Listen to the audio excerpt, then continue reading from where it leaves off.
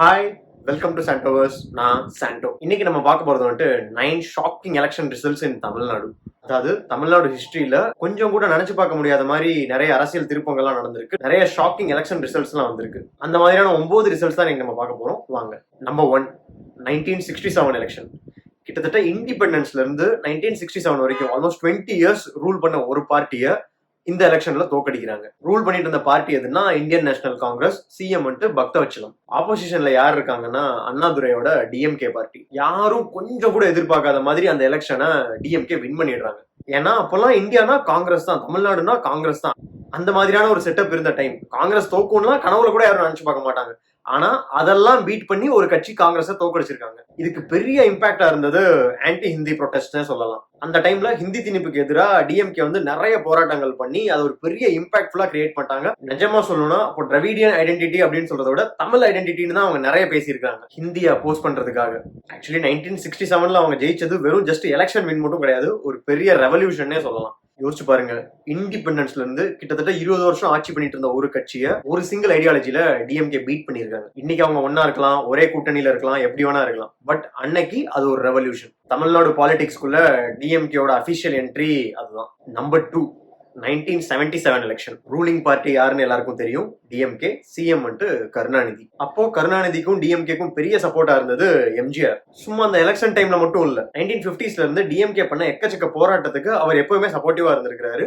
And அவங்க win பண்ண first எலெக்ஷனுக்கும் MGR ஒரு பெரிய இம்பாக்ட்ஃபுல்லா இருந்திருக்காரு. பட் லேட்டர் எம்ஜிஆருக்கும் கருணாநிதிக்கும் நடந்த சில மிஸ் அண்டர்ஸ்டாண்டிங்கால எம்ஜிஆர் தனியா வர்றாரு. தனியா இமிடியேட்டா ஒரு பார்ட்டியும் ஸ்டார்ட் பண்றாரு. அந்த எலெக்ஷனை வின்னும் பண்றாரு. ஃபர்ஸ்ட் டைம் தமிழ்நாட்டுல ஒரு சினிமா சூப்பர் ஸ்டார் சிஎம் ஆகுறாரு. பட் ஆனா அவர் ஜஸ்ட் லைக் தட் இன்னைக்கு கட்சி ஆரம்பிச்சு நாளைக்கு சிஎம் ஆகல. பல வருஷமா அரசியல்ல ஈடுபட்டு இருந்து உள்ளே இருந்து எக்கச்சக்க போராட்டங்கள்ல கலந்து அந்த இம்பாக்ட் பிளஸ் சினிமாவோட ஸ்டார்டம் வச்சு ஒரே எலெக்ஷன்ல ஹிஸ்டரியை மாத்துறாரு அகைன். அந்த டைம்ல just like that fan club அப்படியே ஓட் பேங்கா மாறுச்சுன்னு சொன்னா கண்டிப்பா கிடையாது. அவர் பாலிடிக்ஸ் ரொம்ப லாங் பேக்ல இருந்தே இருந்திருக்காரு. நம்பர் 3, 1989. இது தமிழ்நாடு ஹிஸ்டரியில ரொம்ப ரொம்ப முக்கியமான ஒரு பீரியட் அண்ட் மக்கள் பயங்கர ஷாக்கிங் ரிசல்ட்ஸை பார்த்த ஒரு பீரியட். எம்ஜிஆர் இறந்து போறாரு.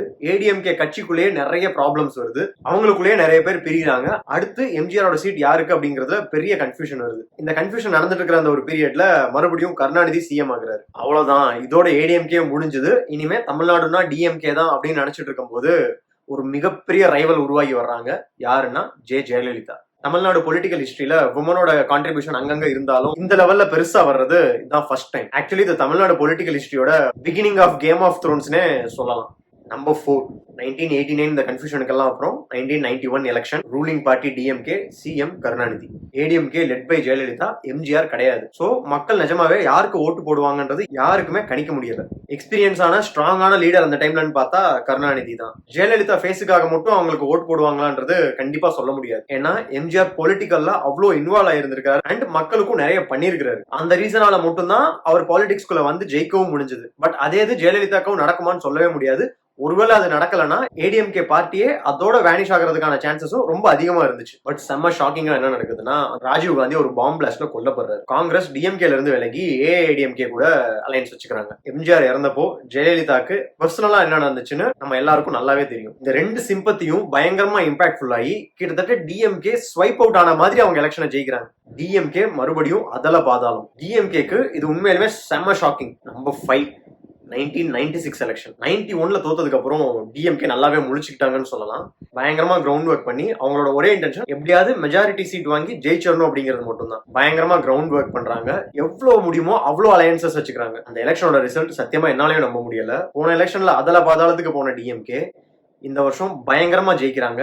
எந்த அளவுக்குன்னா ஏஐடிஎம்கே அண்ட் கூட்டணிகள் வெறும் 4 சீட் தான் ஜெயிக்கிறாங்க. இந்த 1996 பீரியட் தான் ஆக்சுவலி ரஜினி பொலிட்டிக்கல் என்ட்ரி கொடுப்பாரான்றது பயங்கரமா எக்ஸ்பெக்ட் பண்ண ஒரு பீரியட். அதுவும் ஏடிஎம்கே வெறும் 4 சீட் ஜெயிக்கிறதுக்கு பெரிய இம்பாக்ட்ஃபுல்லா இருக்கலாம். மக்களோட எமோஷனல் சிம்பத்தியால அவ்வளவு பெரிய பார்ட்டியான டிஎம்கேவை காலி பண்ண ஏடிஎம்கே ஒரே எலெக்ஷன்ல அவங்க அதல பாதாளத்துக்கு போறாங்க. வெறும் 4 சீட் ஜெயிச்சு இதுக்கப்புறம் மேபி இந்த கட்சியே இல்லாம போயிடும்ன்ற நிலைமைக்கு போயிடுறாங்க. Number 6, 2001 election. இந்த எலெக்ஷன் ரிசல்ட்ஸ்ல ஷாக்கிங்ன்றத விட சிஎம் யாருன்றதுல பயங்கர ஷாக்கிங். 96ல டிஎம்கே வின் பண்ணாங்கன்றது பார்த்தோம். 2001ல அகைன் ஏடிஎம்கே வின் பண்றாங்க. இது உண்மையிலேயே தமிழ்நாடு மக்களை தான் நம்ம பாராட்டணும். ஏன்னா அவங்க மோஸ்ட்லி ஒரே பார்ட்டியை ஒரு பீரியடுக்கு மேல ரூல் பண்ண விடவே மாட்டாங்க, மாத்தி விட்டுக்கிட்டே இருப்பாங்க. மற்ற ஸ்டேட்ஸுக்கும் தமிழ்நாடுக்கும் இதுதான் ஆக்சுவலி ஒரு பெரிய டிஃபரன்ஸ். ஆனா 2001 எலெக்ஷன்ல என்னன்னா ஜெயலலிதாக்கு சில லீகல் இஷ்யூஸ் இருந்தனால அவங்களால எங்கேயுமே கான்டெஸ்ட் பண்ணவே முடியாது. ஆனாலும் ஏஐடிஎம்கே வந்து வின் பண்ணிடுறாங்க. எங்கேயும் கண்டெஸ்ட் பண்ணலனாலும் அவங்களால சிஎம் ஆக முடியும். அதுதான் ரூல். என்ன ரூல்னு தெரியல, டீப்பா போய் படிச்சு பார்க்கணும். யோசிச்சு பாருங்க, எலெக்ஷன்லயே நிக்கல, ஆனா அவங்க தான் சிஎம். Number 7, 2011 election. நான் ஓட்டு போட்ட ஃபர்ஸ்ட் எலெக்ஷன். இது ஆக்சுவலி ஷாக்கிங் ரிசல்ட்ன்றத விட ஆப்வியஸ் ரிசல்ட்னு தான் சொல்லணும். ஏன்னா உண்மையிலுமே அந்த பீரியட் வந்து மக்கள் கொஞ்சம் ரொம்ப கஷ்டப்பட்டுட்டாங்க. மெயினா பவர் கட். கிட்டத்தட்ட 16 ஹவர்ஸ் ஆஃப் பவர் கட்டை எல்லாருமே எக்ஸ்பீரியன்ஸ் பண்ணிட்டு இருந்தாங்க. அண்ட் அதோட இம்பாக்ட் வந்து நிறைய ஸ்மால் பிசினஸஸ், பெரிய பிசினஸஸ், காலேஜஸ் எல்லாருமே பயங்கரமா அஃபெக்ட் பண்ணிட்டு இருந்துச்சு. அது மட்டும் இல்லாம 2G ஸ்கேம் மாதிரி நிறைய அலிகேஷன்ஸ் டிஎம்கே மேல. மக்கள் கொஞ்சம் கூட யோசிக்கவே இல்லை, மறுபடியும் ஆட்சியை மாத்தி விட்டாங்க. நம்பர் 8, 1967க்கு அப்புறம் மறுபடியும் ஹிஸ்டரி பிரேக் ஆன ஒரு election. Current ruling party AIADMK தான் இருக்காங்க. பட் அந்த 1967 எலெக்ஷனுக்கு அப்புறம் இப்போ வரைக்கும் தமிழ்நாட்டில் ஒரே பார்ட்டி கண்டினியூஸா 2 டைம் ஆட்சி பண்ணதே கிடையாது. பட் 2016ல ஜெயலலிதாவே மறுபடியும் சிஎம் ஆகுறாங்க. எனக்கு தெரிஞ்சு நிஜமாவே அந்த டைம்ல கொடுத்த ஃப்ரீபீஸ் அண்ட் எக்கச்சக்க ஸ்கீம்ஸ் தான் நினைக்கிறேன். அண்ட் பவர் கட் இஷ்யூவை நிஜமாவே சால்வ் பண்ணாங்க. எப்பயுமே ஒரே பார்ட்டியை மறுபடியும் ரூல் பண்ண விடாத தமிழ்நாடு மக்கள் இந்த தடவை மறுபடியும் ஒரு சான்ஸ் கொடுத்துருக்காங்க. நம்பர் 9, அந்த 2016ல இருந்து 2021 வரைக்கும் ஆக்சுவலி தமிழ்நாட்டில் நிறைய சம்பவங்கள் நடந்துச்சு. ஜல்லிக்கட்டு போராட்டம், ஜெயலலிதாவோட டெத்து, அந்த மாதிரி நிறைய கன்ஃபியூஷன் 2021 எலெக்ஷன் வருது. அந்த டைம்ல உண்மையாலுமே ஏடிஎம்கே ஒரு ரொம்ப வீக் பார்ட்டி ஆயிடுறாங்க. டிஎம்கே 2.0 மாதிரி நிறைய ஸ்கீம்ஸ் அண்ட் மேனிஃபெஸ்டோஸோட வந்து மறுபடியும் எலெக்ஷனை வின் பண்றாங்க. 10 வருஷம் வெயிட்டிங், நிறைய கன்ஃபியூஷன் இன் ஆப்போசிஷன் பார்ட்டிஸ், அதெல்லாம் யூஸ் பண்ணியிருந்தாலுமே நிஜமாவே அந்த டைம்ல தமிழ்நாடுக்கு ஒரு பவர்ஃபுல் பார்ட்டி அண்ட் லீடர் தான் தேவைப்பட்டாங்க. அதனால மக்கள் மறுபடியும் கரெக்டா சூஸ் பண்ணாங்கன்னு தான் நான் நினைக்கிறேன். ஸோ டிஎம்கே மறுபடியும் இன்னொரு 5 இயர்ஸ் ரூல் பண்ணிட்டாங்க. 2026 எலெக்ஷன் ரிசல்ட்டுக்காக நம்ம வெயிட் பண்ணிட்டு இருக்கோம். 4ஆம் தேதி மறுபடியும் என்ன ஷாக்கிங்கா நடக்க போகுதுன்றது நமக்கு தெரியும். அது வரைக்கும் வெயிட் பண்ணி பார்க்கலாம் இந்த வருஷ எலெக்ஷன்ல என்ன ஷாக்கிங் ரிசல்ட்ஸ் வரப்போகுது அப்படின்னு சொல்லிட்டு. ஸோ இதுதான் 9 ஷாக்கிங் எலெக்ஷன் ரிசல்ட்ஸ் இன் தமிழ்நாடு ஹிஸ்டரி.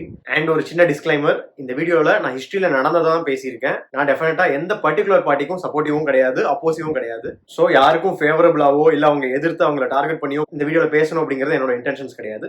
ஜஸ்ட் நம்ம தமிழ்நாடு ஹிஸ்டரியில எலெக்ஷன்ல என்ன மாதிரியான ரிசல்ட்ஸ் எல்லாம் ஷாக்கிங்கா நடந்திருக்குன்றத ஷேர் பண்ணணும்னு நினைச்சேன். அதை தான் ஷேர் பண்ணியிருக்கேன். இந்த வீடியோ பிடிச்சிருந்தா லைக் பண்ணுங்க, ஷேர் பண்ணுங்க, சப்ஸ்கிரைப் பண்ணுங்க. இந்த வீடியோ வேற யாராவது என்ஜாய் பண்ணுவாங்கன்னு நினைச்சீங்கன்னா அவங்களுக்கு ஷேர் பண்ணுங்க. தேங்க்யூ. அண்ட் இந்த வீடியோ நமக்கு ஸ்பான்சர் பண்றது expresschangos.in அப்படின்ற ஒரு டிஷர்ட் பிராண்ட். இவங்கள்ட்ட சூப்பர் ரிலேட்டட் ஃபன்னியான டிஷர்ட்ஸ் நிறைய இருக்கும். அண்ட் நிறைய தமிழ் டிஷர்ட்ஸ், ரொம்ப யூனிக்கான தமிழ் டிஷர்ட்ஸ், எங்கேயும் கிடைக்காத டிஷர்ட்ஸ் இவங்கள்ட்ட நிறைய இருக்கும். நீங்க என்ன ஒரு வே ஆஃப் எக்ஸ்பிரஷன் பண்ணணும்னு நினைச்சீங்கன்னாலும், எந்த ஒரு ஸ்டேட் ஆஃப் எக்ஸ்பிரஷன் பண்ணணும்னு நினைச்சீங்கன்னாலும் இவங்கள்ட்ட அதுக்கேற்ற ஒரு டிஷர்ட் டெஃபினட்டா இருக்கும். ஜஸ்ட் ப்ரௌஸ் பண்ணி பாருங்க. நீங்க சாண்டோவர்ஸ் அப்படின்ற கோட் யூஸ் பண்ணீங்கன்னா உங்களுக்கு எக்ஸ்ட்ரா டிஸ்கவுண்ட்ஸ்லாம் கிடைக்கும். ப்ரௌஸ் பண்ணி கோட் யூஸ் பண்ணி சூப்பரா டிஷர்ட்ஸ் வாங்கிக்கோங்க. தேங்க்யூ.